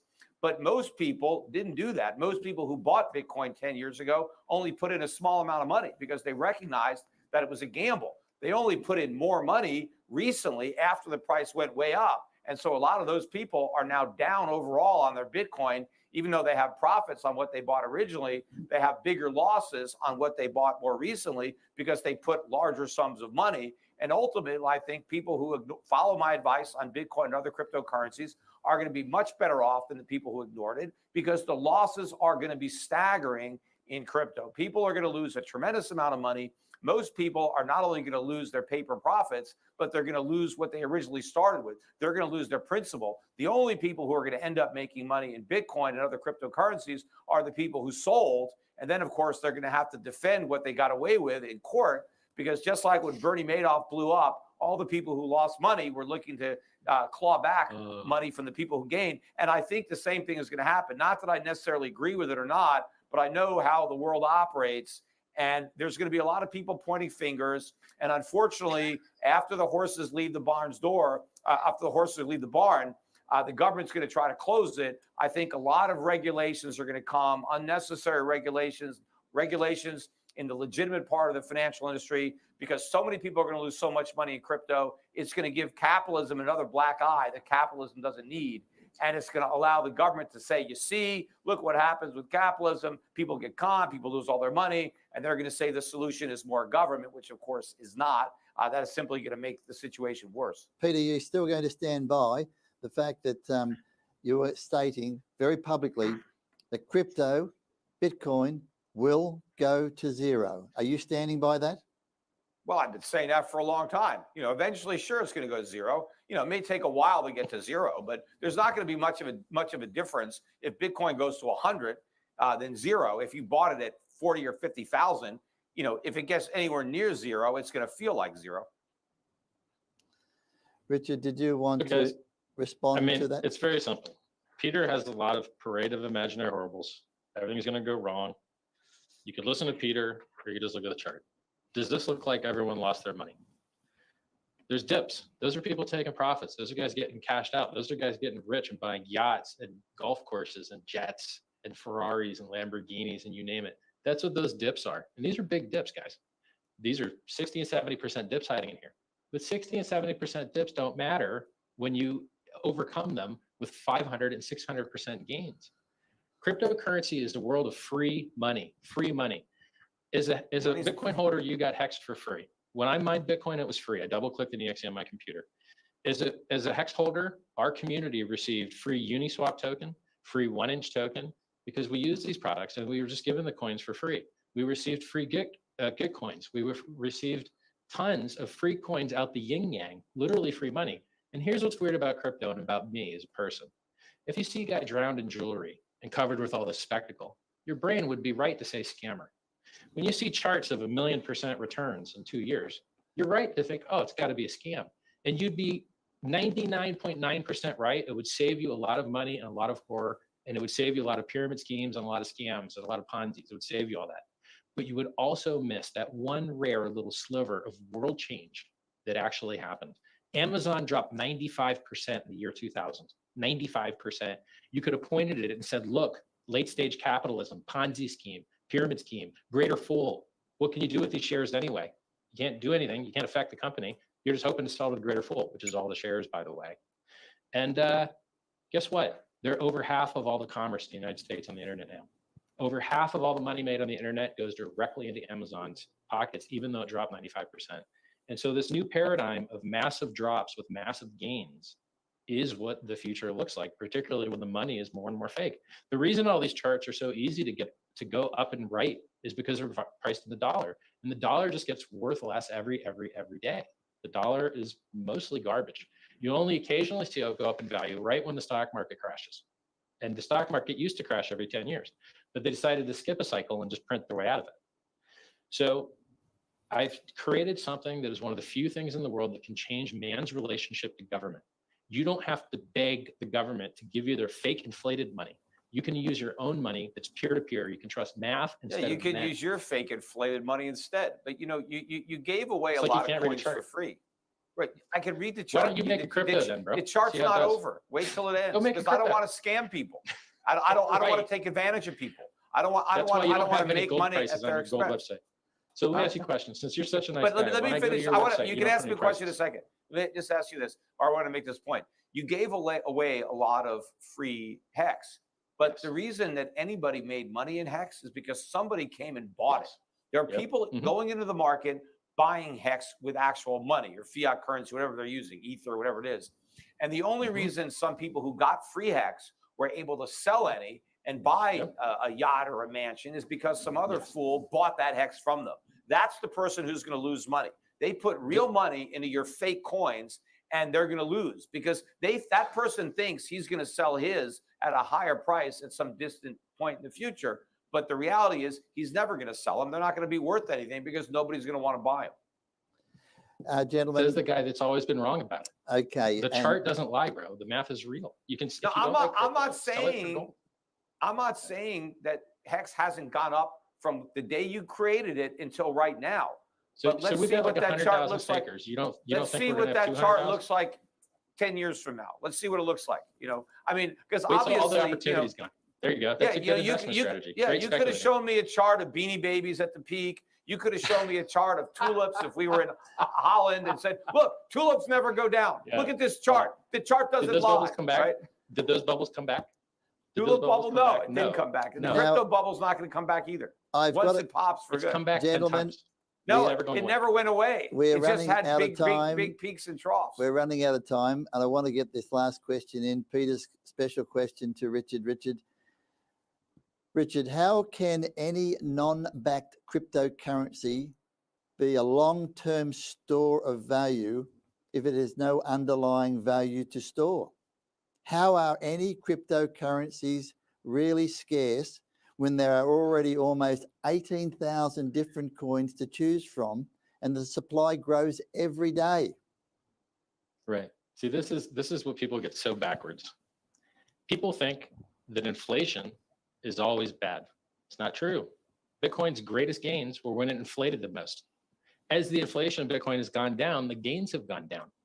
And so what matters isn't just looking at the demand side. You have to look at the supply side and the demand side both.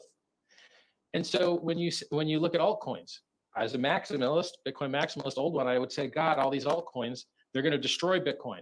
But then in fact, the altcoins and the Bitcoin went up and down together. And the more altcoins that existed, the more valuable Bitcoin began, because they're not replacement products, they're complementary products.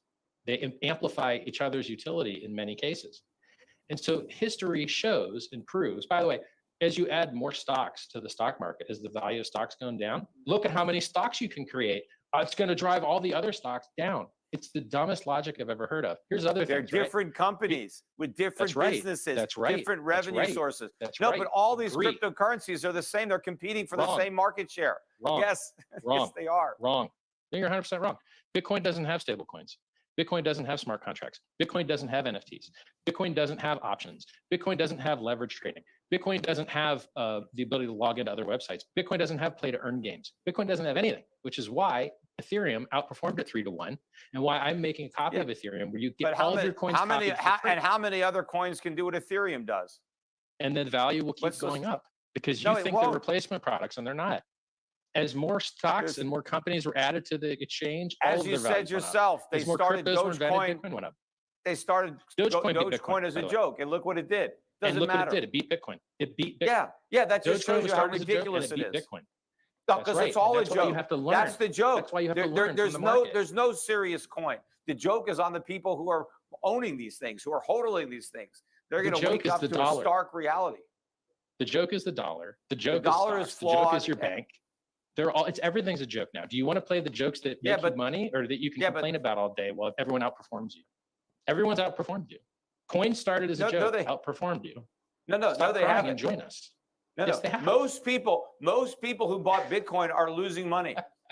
That's Elon Musk owns more in Dogecoin than your entire net worth. Please be quiet. Elon Musk also owns, the richest guy in the world, also owns more in Bitcoin than you own. Yeah, you know what? Maybe he did it as a joke. He's smarter than you. I'm not claiming to be smarter than him. But you know what? He probably doesn't give a damn if Dogecoin goes to zero or Bitcoin goes to zero. But a lot of other people do. I wish that he would stop promoting Dogecoin, because I feel it is inferior technology, whereas I have designed superior technology. Dogecoin is still proof of work. Why are you destroying the environment when you don't have to? Yeah, well, proof of wait means nothing. There's no value to just waiting. Yes, there is. You're waiting for nothing. No, there isn't. Nothing's happening. The Personal reason that there's development. value in savings is because you're delaying gratification and you're making your savings available to entrepreneurs who can invest it in capital formation and growing the economy. There is nothing that gains when people sit there and hold on to their hex coins. There is no capital investment that finances. Nobody benefits because somebody is holding on to hex except the people who sell. Yeah. So Peter doesn't understand how banks work. Let me prove it. Sure, I do. Yes, Ready? I do. Peter, when you deposit your money at the bank, what happens to it? Well, the banks. Well, I put my money in the bank. Now the bank can lever it up, and they can make maybe $10 worth of loans or $100 worth of loans for every dollar. See, he's changed his answer. He's been doing some debate prep. You're not giving the same I didn't change my answer. So your usual answer is that they lend it out, and then you make interest on it. They lend out a lot more than you deposit. We have a fractional reserve system. That's right. Yes. So what's funny is Peter must have prepared for this debate because usually he says gold's useful in times of strife like war. We didn't hear that argument, which I'm ready to crush immediately.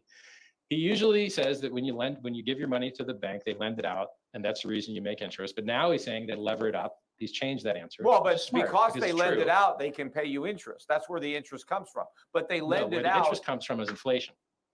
So your money never gets lent out. Your money stays at the bank. You give your money to your bank keeps your money, and it sits there, and it never gets lent out. And instead, what they lent out is inflation that the government gives them for free because you met their virtual fantasy rule of some reserve that they change. Yes, you provide the reserve, and then they can lever it up. Right. Yes, I am not a fan of the fractional reserve banking system. Exactly. I've been a critic of it. That's right.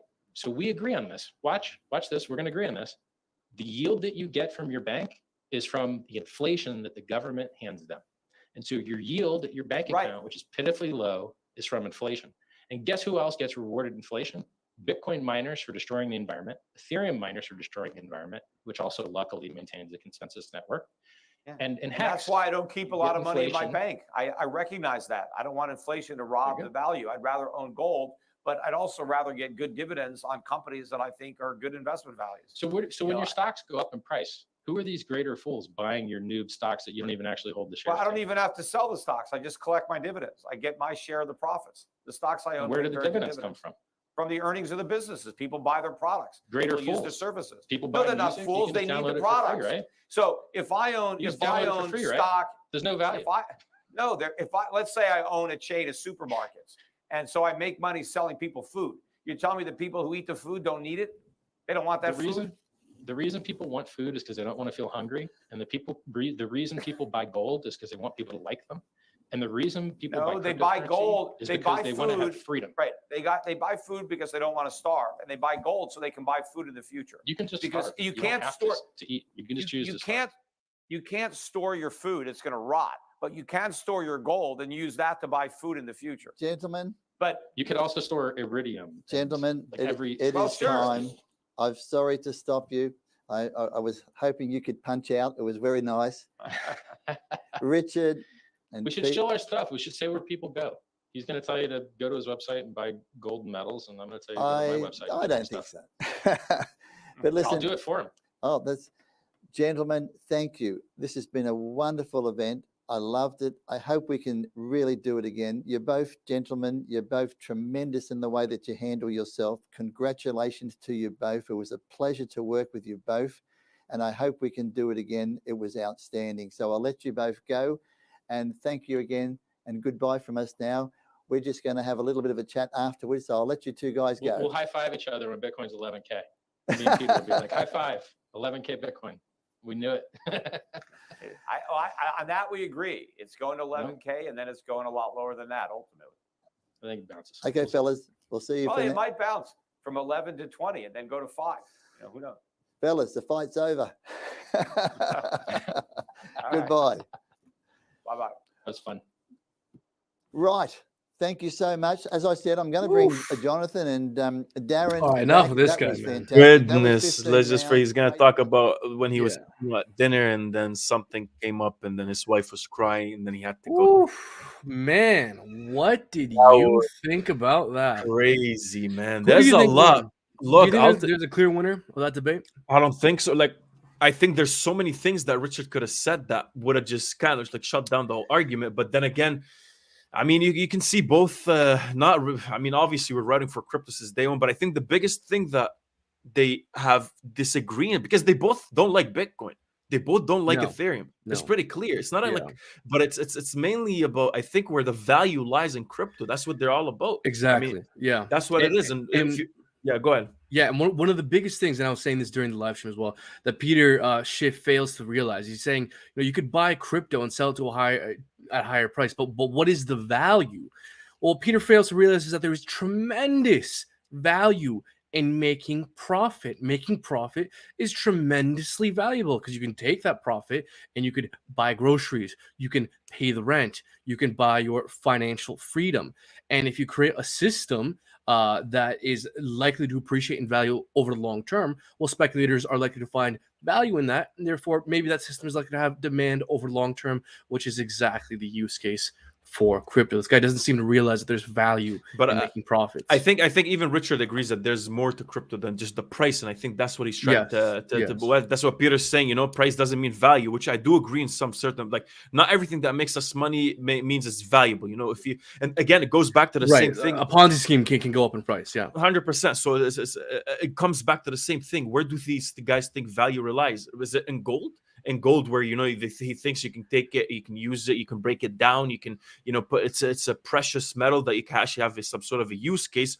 Or on the other hand, Richard's saying, yeah, sure, I agree with that, but again, crypto's value lies in, this is what he says, like, lies in the freedom of transacting and the efficiency and environmental destruction, self-custody.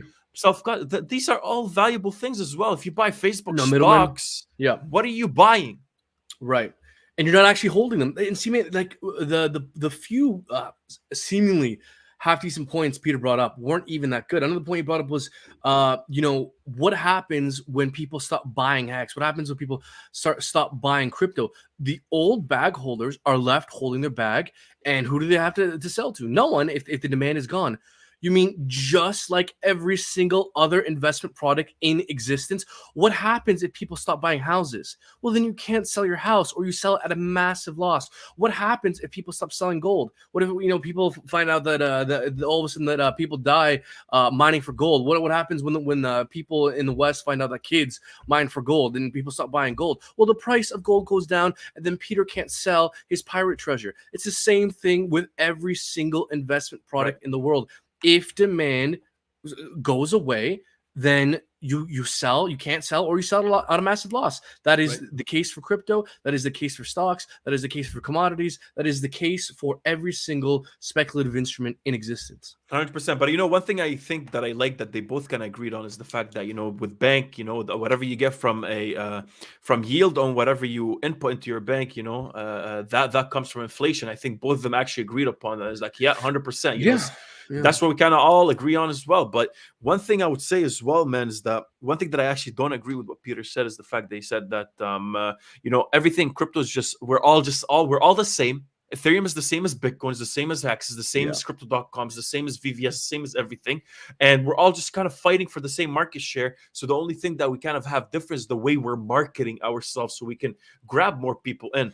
And I think that obviously that just shows a lot about how kind of uneducated he is when it comes to blockchain technology in general, and the efficiency it brings to the market, and the how much the speed of transacting it brings to the market. That's the biggest thing that he's missing. But the fact that he's saying that all crypto is the same tells you a lot about he just doesn't understand blockchain and the difference between Ethereum, and Bitcoin, the difference between Bitcoin and other store of value coins. But no, I don't agree. think this was a clear kind of cut winner just because Peter was over talking Richard as well. It wasn't really as well planned. I thought it would be a lot more planned, man.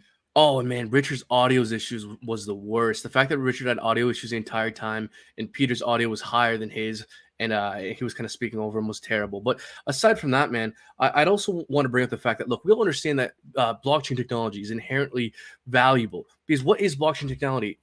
It's essentially a database that's censorship resistant, immutable, and trustworthy. Well, what can you place on a data network that's censorship resistant, immutable, and trustworthy? Maybe you could place a global economic system on it.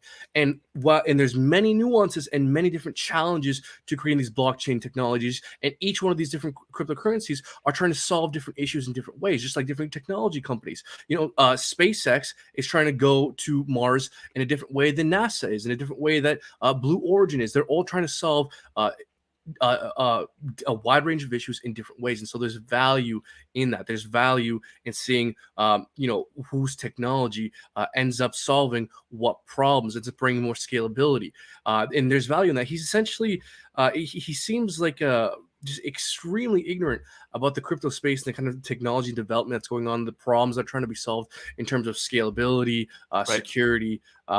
He just came across as very ignorant, in my opinion. 100%, man. And Gary J, thank you for the $5 donation, €5 donation. Appreciate you. Thank you guys for joining in and everything. One thing I was going to say with, I think honestly, Peter, if Peter sees what the value, what blockchain technology does, I think he'll understand that there's some sort of value hidden there. The fact that, I look, man, I appreciate the fact that, they both took the time to actually speak about this, because it's bringing to this. We need those kind of discussions, because now Peter will have to go and just be like, what the hell was Richard talking about? I thought I brought up a good point with saying that we're all competing for the same market share, but now, there's something I got to look into there. It's very important. These debates are extremely important, because I think with crypto, man, we're almost in our own, kind of set of echo chambers, and we need to kind of also branch out to the outside. Exactly. Well, how can we bring some sort of use case? How can we glamorize the value hidden? How do we explain it? Speed of transaction on blockchain. How can we do all of those things and show the world what the value is behind this blockchain that we're actually all trying to use here? So it's I think there's a lot of lack of education in the crypto space, and it's actually on us to explain it. Right. I don't want to belittle. I don't want to talk shit and just say this guy's old, whatever the case might be, because I think if he finds the actual value in the blockchain, I think it's all about literally just seeing that, and that's going to change a lot in his approach to this whole thing, man. You're totally right, man. And look, I don't want to belittle him, but while Peter Schiff was actively fossilizing in the debate, he was actually on the verge of almost agreeing with Richard and saying he should have bought crypto back in the day. And look, I think 100%. Richard brings up some very good points, specifically with the value proposition of Hex, where you pay yourself. There's no middleman. You have self-custody of your own assets. I mean, these are value propositions that someone like Peter can appreciate.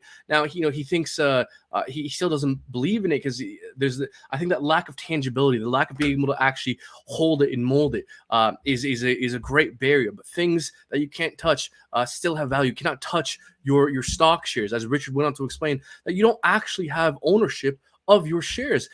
When you buy a stock, whether through countless brokers, well, those brokers actually the custody of the ownership of those shares is actually given to some larger third-party entity.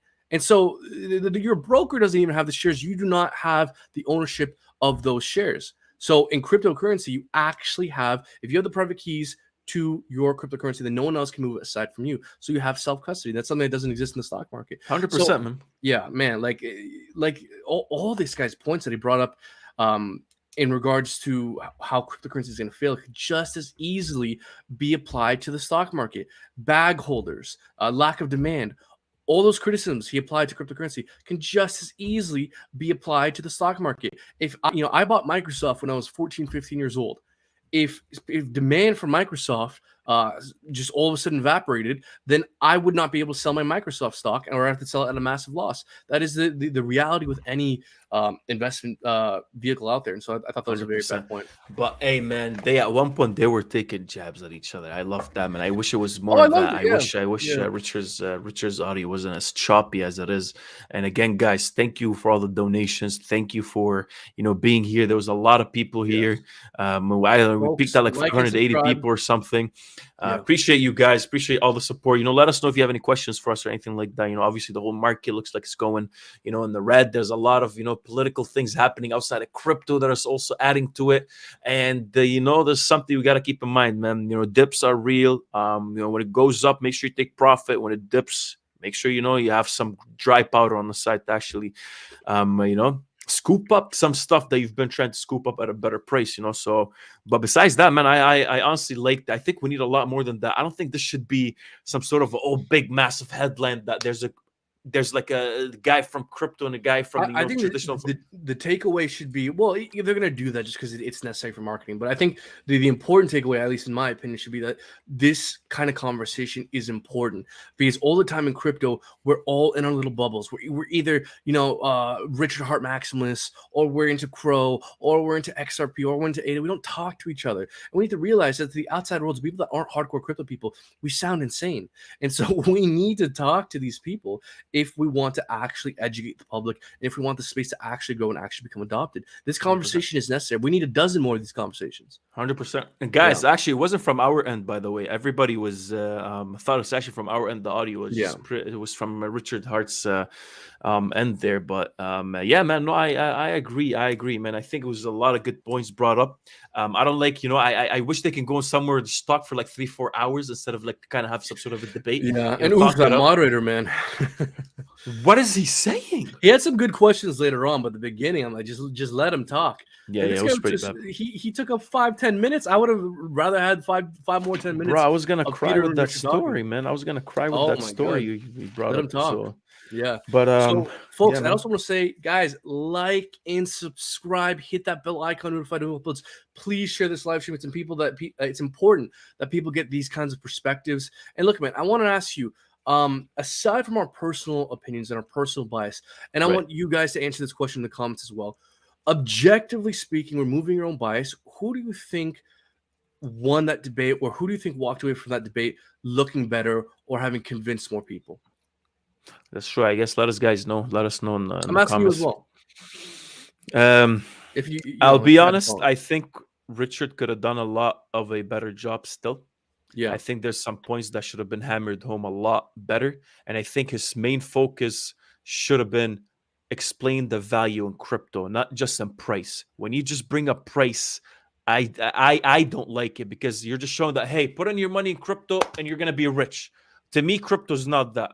To me, crypto is obviously there's a lot of opportunity making money, but crypto is a blockchain technology that brings a lot of, it's a code with built-in democracy, fairness, and efficiency. That's what it is, So I think Richard should have hammered home more where the value in crypto lies, because obviously these guys just don't find the value in crypto. Besides, like, put your money in, you'll make money. You can't tell these big traditional market guys that, hey, just putting your money in is good to go. Percentage went up this much, went up down this much. You explain the value, right? That's what we're missing. Otherwise, all they see is Dogecoin and stupid ass Bitcoin. It's an extremely good point. Yeah, absolutely, that's what it is. But from Peter's end as well, I think Peter is actually still all about making money. I guess to him, it's not but it's more in his traditional way. But I think he's just lacking to see where the value of crypto is. And I think I wouldn't say there's obviously we wrote for crypto. That's what we're all about. But I think this could have easily been for Richard if he just focused more on the actual value behind it. I think so. I think Richard should have focused more on the value proposition, because it's easy to show how gold versus inflation over the past 40 years didn't actually net you any profit or not much, right? It's easy to show Hex doing that 1,000,000% growth. But the issue with these traditional guys is that they don't just care about the number going up; they care about the long-term sustainability, and that comes from the innate value proposition. So I agree that I think Richard should have focused more on the innate value proposition, and that would have perhaps convinced more minds. But if I had to call it myself, look, man, again, these personal insults are just for fun, and I don't mean them seriously. When I say, Peter Schiff was actively fossilizing during that debate, it's because he has been arguing against a chart that goes nothing but up and to the right. He doesn't seem to realize that there are crashes in crypto, but over the long term, over the last decade, there are higher lows. So what happens when you get constant crashes, but then new all-time highs and higher lows? Well, that's a chart that goes up and to the right forever, and that's not actually, the tulip bubble that I kept bringing up. If you keep getting higher lows over the long term, well, that's an uptrend, my guy. Even if it might take 5-10 years, as long as you get those higher lows, there's an uptrend. And because there's demand, that will continue to exist. So look, I would say I think ultimately Richard ran away with it. I think if his audio was working, I think it would have done much better. I think Peter Schiff's audio was much louder than speaking over him. I would want to note as well that I did notice that Richard, I think, got distracted at one point when Peter Schiff accused him of like 2 or 3 different things. I wish I could remember the exact argument. Selling his ex. Yeah, selling his hacks. There was this one moment where Peter Schiff threw like 3 or 4 things at Richard, and then Richard chose to address like the least important thing out of all of them. Yeah. Like I forget. I wish I could remember the exact cluster of arguments, but there was a point where like I'm like, Richard, why are you addressing like the least important thing here? So Right. I think there was like this one little point, and this is perhaps a small point, in which Richard perhaps got a little bit distracted with like the least important point there. I wish he would have addressed some of the personal accusations more. But Sure. all in all, I think Richard did better, even though I'm obviously biased. I'm a hex holder. I'm staking out 5 days. Cuatro Cincos. Okay. Cuatro Cincos. I got to work on my stuttering. It's a lot of 5s, bro. Yeah. And until Pulse Hex comes out, Hex is my largest long-term hold. So just for sake of full disclosure, but 100%. again, even if I try to actively put my biases to the side, it's hard to see as Richard not having perhaps come out on top. Peter just seems to be the guy who is not getting the new technology. There's always that guy. Whenever the steam engine was invented, whenever the internet was invented, there's always the guy who just refuses to understand that technology. And I think Peter Schiff is just this generation's that guy, 100%. And there's nothing like no hard feelings towards him. It's just like I think that's he's what smart. it is. You're gonna. I think he's smart. Yeah, he's definitely a smart guy, and I think he's a good guy, and all that. Doesn't mean just because I think he's just misinformed about crypto, and it's pretty clear he knows the financial market, and I think even we need people like him in crypto if they actually understand it to bring that traditional market in, so they know what's going on. Crypto's not gonna survive on its own if we don't express to the world what it is, and that's what we're trying to do on this channel, man. Thank you guys for tuning in. That's why you gotta subscribe. Thank you guys. We love you, man. Make sure you subscribe, hit the bell notification icon so you can get notified of new uploads. We're bringing a lot more value to you guys. We appreciate you coming in. I don't know, man, what do you want to do here? Well, look, I would want to say that if you guys are interested in the Richard Heart ecosystem, what Richard Heart's about, Hex, Pulse Chain, Pulse X, we talk about all the time on this channel. In fact, we're going to be interviewing the founder of Hadron this Friday on the channel, so make sure you guys like and subscribe. Stay tuned for that. For those who don't know, Hadron is a cryptocurrency protocol that's creating a wrapped version of Hex stakes where you can trade and sell them as NFTs. So very interesting to see how that benefits or hurts Hex. We're going to talk all about that protocol, learn a bunch more. Make sure we're you guys bringing in the hard questions, guys. We know a lot of you guys have some hard questions about Hadron. We're gonna bring those up and we're gonna talk about it openly and see, see how I think it's Alex, right? We're bringing in Alex. Yeah. Yes, Alex, the founder of Hadron. As well, folks, join our Discord. There's a link down in the description below. Join our VIP Discord. If you guys want to support us, you get access to our Patreon. Link for everything down in the description below. We also will be doing more giveaways on this channel. As a recent, we did a giveaway just a couple weeks ago, I think, about single finance to our Discord and Twitter followers. We plan on doing much more of that moving forward. So, folks, we'd appreciate you join our Discord, join our VIP Discord if you want to support us. Guys, just click on every link down in the description below. We'll be happy campers. Yeah, ultimately, do you think there's anything we missed? Anything we should go over in terms of that debate? I think that's pretty much it. I think we went over everything, and I'm good to go. I don't have anything else to say besides thank you guys for joining in. Thank you for being here. Appreciate y'all. We love you guys. Make sure if you're new to the channel, subscribe. Make sure you subscribe. We talk about everything Hex. We talk about everything Pulse Chain. We talk about everything Crypto.com, the Chronos Chain, VVS, Tectonic, everything in between, man. Appreciate you. Why are you smiling, man? Because, guys, I hope you guys appreciate us not talking over the debate. We wanted to talk over so bad. I butted in like once or twice because I couldn't help myself, but I wanted to like talk over them so bad. So I hope you guys appreciate us putting in the effort of not talking over these people. 100%. But no, thank you guys for watching. Appreciate you. Thank you for tuning in. You got anything else to say, bro? Folks, we love you. like and subscribe. I know we're saying that a lot, but we honestly appreciate it. Man, we're at 34,000 subscribers. Holy What shit. are we at right now? Let me see. We're real at quick, 34. man. Guys, when we started this channel, the idea of being at 34,000 subscribers was so insane, and we're now there because you That's guys are really awesome. I can't wait to do more giveaways. Guys, when Pulse Chain comes out, I want to do Pulse Chain giveaways. I want to do Hex giveaways. I want to do Pulse Hex giveaways. So folks, stay tuned. I'm trying to go to the moon and hopefully help other people get there along the way. Also, man, I just want to mention this, but it's completely off topic. But I put out a video yesterday talking about the what was it? FreePulse.io. And it did not get as many views as I thought. Folks, check out my video on FreePulse.io. It's this website where you can literally get free Pulse Chain when Pulse Chain goes live. It's the beta version right now. It's a test Pulse right now, so you're not actually getting free Pulse. But it's literally a way to accumulate free Pulse Chain over the weeks and months. And who knows if it goes on to 1,000x, 10,000x. Could that free Pulse Chain you earn every now and again could actually be massively valuable. So I invite you guys to bookmark freepulsechain.io because it's literally a free way to accumulate Pulse Chain. And I will literally be clicking that button once an hour, every hour on my free time. Literally. He will literally do that, guys. So, man, yeah. Why wouldn't you? 100%. Why wouldn't you do that, man? Anyways, thank you guys for watching. Appreciate you. Go watch Brendan's video and make sure you subscribe. Thank you guys for watching. Appreciate you. Love you. What else, man? We good? Yeah, I'm just gonna go drink some water here. I don't know. Maybe. Look, we got evidence right here. Wow, this is the first time we've seen Messin actually drink water on tape. I drink Folks, water the whole there time. is I just don't need to show it off, man. I don't need to show it off. Hydration. But Messin, unfortunately, he suffers from dehydration all the time. It affects his mood. Sometimes he screams and yells at me. I just it affects downed his analytical ability. 1.5 liter in this whole And debate. man, let me tell you how happy that makes me to see you actually drinking water, to take your health seriously. Your body's a temple, and this is something that I try to explain to you all the time. You need to treat your body with the utmost respect and take care about and think about what you put in your body, right? Like I try to explain this to you, and so for you to actually be learning from me and developing and growing, it brings me pride. To be honest, it brings me pride. Did you take away my CEO of aMillionortheMoon thing?